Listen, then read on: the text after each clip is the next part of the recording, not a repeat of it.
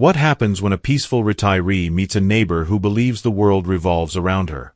A quiet sanctuary turns into a battleground of entitlement and audacity. Have you ever had a neighbor so entitled, so absurdly out of line that you started questioning reality itself? Like, is this person really this bold, or am I losing my mind? That's exactly what happened to Elijah Benson. A retired police officer, finally embracing the quiet life after years of dealing with chaos. He wasn't some grumpy old man waving his fist at kids on his lawn. No, Elijah was laid back, the kind of guy who kept to himself.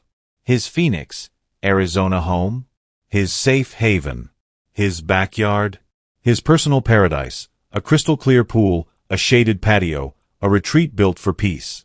After years of witnessing humanity at its worst, all he wanted was serenity.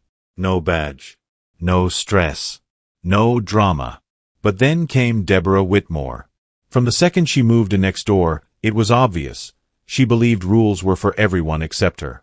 Elijah had encountered people like her before, loud, entitled, always twisting the narrative to play the victim. She wasn't outright hostile, but the way she looked through him, as if he didn't even exist, told him everything he needed to know. To Deborah Whitmore, Elijah wasn't a neighbor. He was an obstacle, an inconvenience she had to tolerate. At first, it was just harmless chatter. Wow, Elijah, that pool looks amazing. Must be nice in this heat. Or, you know, my kids would love a swim. Too bad we don't have one. Innocent, right? Except she wasn't just talking. She was planting seeds. And sure enough, one day Elijah came home to find her not just dipping her toes, not just peeking over the fence, but fully stretched out on a pool float, sunglasses on, drink in hand, like she owned the place. For a moment, he just stood there, blinking. Surely this wasn't happening. Deborah. His voice was calm, firm. She barely looked up. Oh hey, Elijah. I figured you wouldn't mind. It's just so hot today, you know, she said, as if her presence was the most natural thing in the world, as if she was doing him a favor by using his pool while he was gone.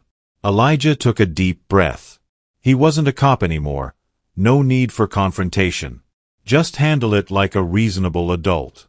I do mind, actually. This is my property. You need to leave. That should have been the end of it. A normal person would have been embarrassed, apologized, and never done it again. But Deborah? She laughed. Oh, come on. It's just water. What's the harm? And in that moment, Elijah knew this wasn't a misunderstanding. She hadn't just crossed the line. She didn't even believe a line existed. Eventually, after rolling her eyes like he was the unreasonable one, she huffed and climbed out. Fine, but honestly, Elijah, you're being a little dramatic. He thought that was the end of it. It wasn't. It happened again. And again. Some days, he'd be inside, hear splashing, and look out the window. There she was. Other times, he'd come home to wet footprints trailing from the gate to her yard. And every time, her excuses got bolder. Oh, I was just cooling off real quick. Or, we're neighbors, Elijah. Neighbors share things. No. Neighbors respect boundaries. It wasn't about the pool, it was about control, about her feeling entitled to something that wasn't hers. And no matter how many times he told her to stop, she just wouldn't. But the last straw? One weekend, Elijah had his grandkids over. They were thrilled to finally enjoy the pool, until they ran outside and froze. There, already in the water, was Deborah. His 3-year-old granddaughter clung to his leg, whispering, "Grandpa, why is that lady in our pool?" That was it. Elijah wasn't about to let this woman trample over his peace, set the example that people could just take what they wanted, and walk away without consequences. He wasn't calling the cops. He was the law for years. He knew exactly how this would play out. So instead, he made a decision. Deborah was going to regret every single time she ignored his warnings. The problem? She had no idea what was coming. Elijah knew patience. After 25 years in law enforcement, he had dealt with every kind of nonsense. Broken up fights, talked down armed suspects, de-escalated situations that could have ended a whole lot worse. But this was different. This was his home, his sanctuary. And Deborah had the audacity to treat it like a public pool. At first, he tried to handle it with logic. A taller fence? She still found a way over. A locked gate? He caught her slipping through a gap in the hedge. Security cameras? She posed for them, like she was on some twisted vacation. Elijah tried to stay calm, to not be that guy, but Deborah was pushing him there. And then, the final straw. It was one of those brutal Arizona afternoons where even the shade felt like an oven. After a long morning of errands, Elijah was looking forward to cooling off in his pool. But the moment he pulled into his driveway, he felt it. Something was off. The side gate. Slightly open. His stomach tightened. He already knew. Walking around back, he found her. Laid out on a lounge chair, bikini on, margarita in hand, like she owned the place. This wasn't just trespassing anymore. This was a violation. And what did she do when she saw him? She waved. "Oh hey. You're home early." Elijah's jaw clenched. "Deborah. Get out." She groaned, rolling her eyes, sitting up like he was the one being difficult. "Oh, come on, Elijah. You're really making a big deal out of this? It's just a pool." "No. It's my pool. And I've told you over and over, this is not okay." A dramatic sigh. An exasperated shake of the head. "Well, maybe if you were a little friendlier, I wouldn't feel the need to sneak in." Elijah took a step forward. He could feel his pulse in his temples. "Let me make something clear, Deborah. You are trespassing. Again. And if I call the cops, you're looking at criminal charges." And then, she did the one thing that sent him over the edge. She laughed. "Oh please. What are you gonna do? Have me arrested for swimming?" That was it. This woman wasn't just entitled, she was daring him. She thought she was untouchable, thought he wouldn't follow through. Big mistake. Fine. She wanted to play games? Elijah was done playing nice. Deborah had no idea who she was dealing with. She saw a passive, retired neighbor, but in reality, she had been pushing buttons on a man who had spent over 2 decades enforcing the law. And now, he was about to use every bit of that knowledge to teach her a lesson she'd never forget. She wouldn't see it coming. Because this wasn't about anger. This wasn't about losing control. This was about justice. And Elijah knew exactly how to deliver it. Deborah wasn't afraid of confrontation. She wasn't afraid of getting caught. In her mind, the worst that could happen was Elijah yelling at her again. She had no idea she had just pushed the wrong man way too far. The first step of his plan? Let her think she won.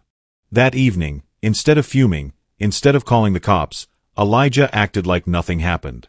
No more warnings. No more arguments. Just silence. And silence. Silence makes people nervous. The next day, when they crossed paths outside, he even gave her a small nod, not friendly, just enough to make her wonder. Why isn't he mad? Why didn't he yell this time? Elijah wanted her to get comfortable. And sure enough, a few days later, she came back. Right after she thought he had left for his usual afternoon errands. Only this time, he was ready. While Deborah had been busy treating his pool like her personal resort, Elijah had been making calls. One of his closest friends from the force, Officer Damon Brooks, was still active duty with the Phoenix PD. And lucky for Elijah, Brooks was on shift that day. "You sure about this, man?" Brooks asked over the phone. Elijah chuckled. "I've never been more sure of anything in my life." He didn't want her arrested. That was too easy, too simple. No, he wanted her to feel what it was like to have zero control over a situation she thought she owned. So the moment his phone buzzed with a motion alert from his security cameras, he knew. It was go time. One text. One word. Now. Minutes later, 2 squad cars rolled up in front of Deborah's house, sirens on. Elijah sat parked just down the street, watching as the officers made their way to his backyard. And then, the best part. Deborah, stretched out in the pool like she belonged there, suddenly heard the unmistakable crackle of a police radio. "Ma'am, step out of the pool. Immediately." Elijah had never seen anyone move so fast. She practically fell off the float, flailing in the water, scrambling for a towel like a drowned rat. "Wait, this isn't what it looks like," she stammered. But the officers weren't having it. "Ma'am, we received a report of an active trespassing situation. You need to explain why you are on this property without permission." Elijah had to bite back a grin, because the panic on Deborah's face? Priceless. She was scrambling for words. I know the owner. We're friends." And that's when Elijah finally stepped forward from behind the officers. "Come." Controlled. "Friends. Deborah? We're friends now." She whipped around so fast, her neck nearly snapped. "Elijah, tell them it's fine. This is just a mix-up." But Elijah didn't say a word. Instead, he pulled out his phone and pressed play. And through the speakers, clear as day, came Deborah's own voice from a previous security recording. "Oh, please. What are you gonna do? Have me arrested for swimming?" Silence.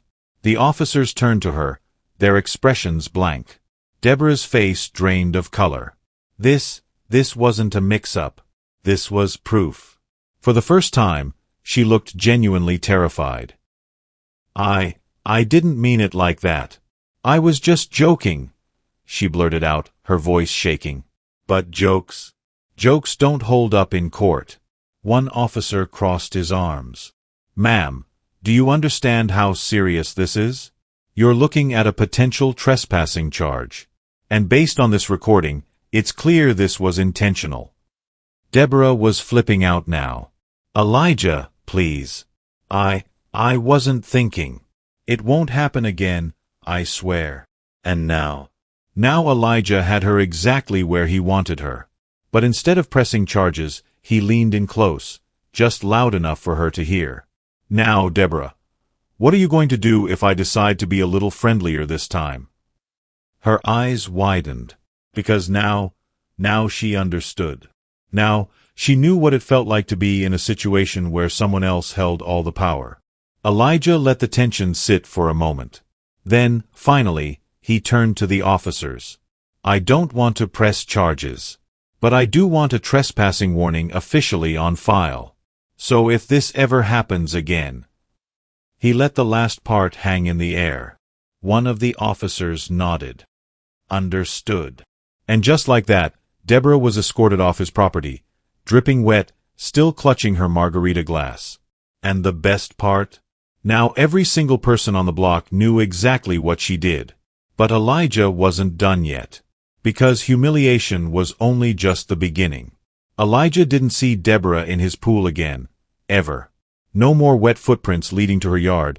No more margaritas floating lazily in his water. No more entitled attitude acting like she belonged on his property. She avoided him like the plague.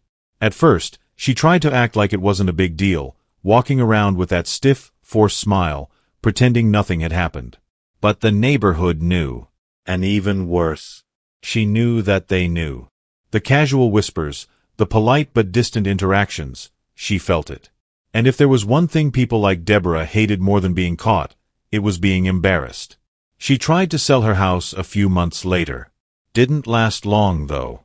Guess not a lot of people are eager to buy from the neighborhood's most notorious trespasser. Elijah, on the other hand, got his peace back. And let me tell you, that first swim after all of this? Glorious. No stress, no interruptions. Just him, his pool, and the satisfaction of knowing he handled it his way. Because at the end of the day, this wasn't about a pool. It was about boundaries. About respect. About standing up for yourself without losing your dignity.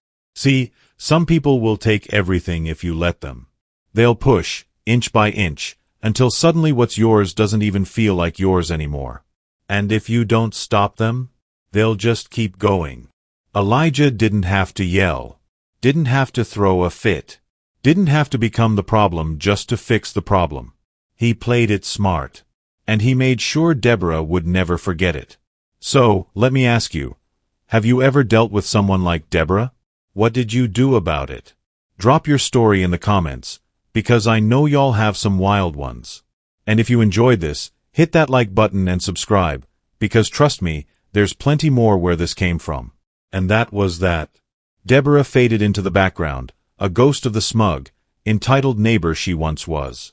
Her house sat on the market longer than she'd probably expected, and each potential buyer no doubt heard whispers about her infamous poolside escapades.